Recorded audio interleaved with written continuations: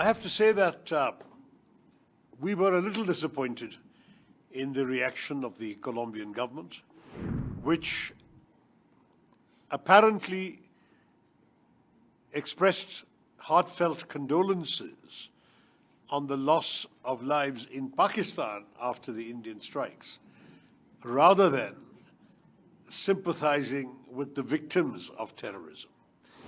There can be no equivalence between those who dispatch terrorists and those who resist them. I have to say that we were a little disappointed in the reaction of the Colombian government, which apparently expressed heartfelt condolences on the loss of lives in Pakistan after the Indian strikes, rather than sympathizing with the victims of terrorism. We will say to our friends in Colombia, there can be no equivalence between those who dispatch terrorists and those who resist them. There can be no equivalence between those who attack and those who defend. We are only exercising our right of self-defense, and if there is any misunderstanding here on this score, we are here to dispel any such misunderstanding. We're very happy to talk to Colombia in some detail about the circumstances. We have, as I said, very concrete proof. In fact, when this terrorist attack occurred, it was immediately claimed by an organization called the Resistance Front, which is a unit of the Lashkar-e-Toiba based in Muridke, Pakistan. There is no doubt that they reiterated this credit the next day.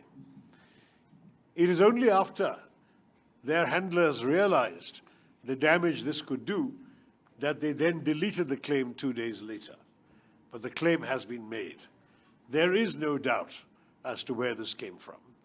And we will reserve always the right to hit back.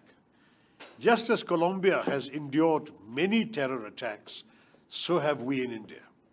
We have endured a very large number of attacks for almost 4 decades.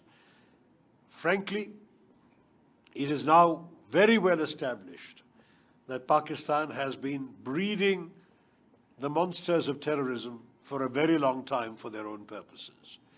We all know that when Osama bin Laden was being hunted around the world, it was Pakistan that gave him shelter.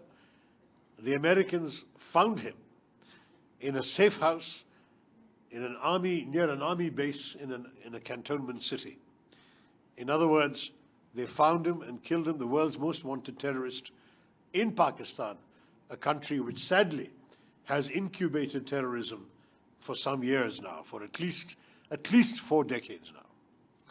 And for this reason, we would like the government and people of Colombia to understand that there should be no equivalence.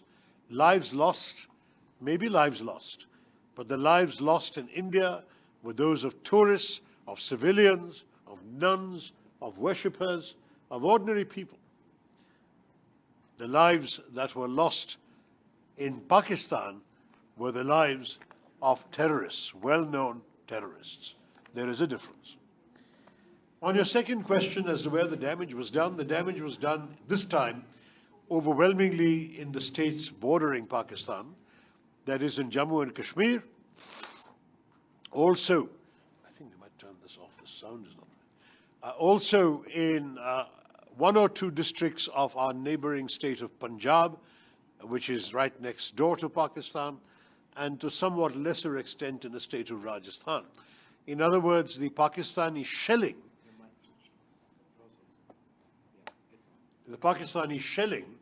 was particularly affecting our border states, and these states took the burden of having to thwart the missiles.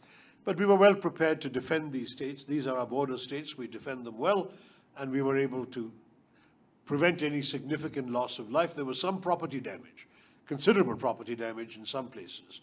But it was only in Kashmir that lives were lost. First 26 on the 22nd of April, and then further 19 on the 8th of May.